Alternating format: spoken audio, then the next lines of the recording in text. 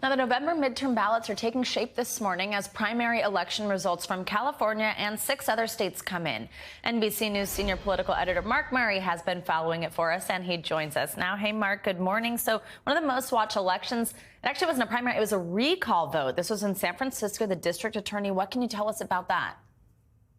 The district attorney, Chesa Boudin, got recalled and overwhelmingly by a 60% to 40% margin.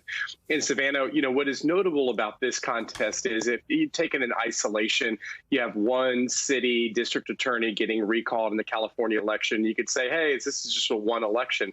But this comes after multiple members of San Francisco's school board ended up also getting recalled. And you can kind of take these two developments together as some frustrations of a lot of reforms, whether on schooling or on crime and how a city handles crime. And voters are getting frustrated about their own governance, including and especially in cities like San Francisco.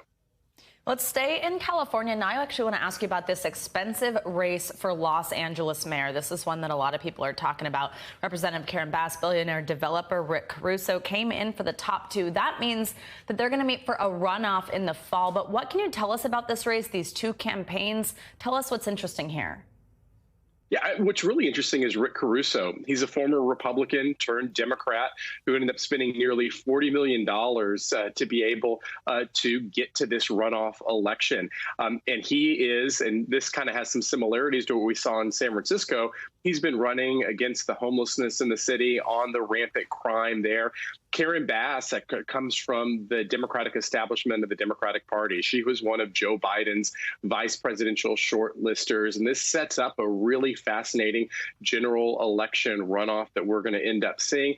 And Savannah, I wouldn't be surprised if we're going to end up seeing a lot of Karen Bass trying to litigate Rick Caruso's former Republican ties. Yeah, former Republican until quite recently, just before jumping into this race. So that is certainly an interesting one to watch. Now I want to switch over to Iowa. So we kind of saw something of an upset in the Democratic race for Senate here. We had retired Admiral Mike Franken beat former Representative Abby Finkenauer. He'll now face incumbent Chuck Grassley, who handedly won the GOP nomination back in November. But what should we know about this race?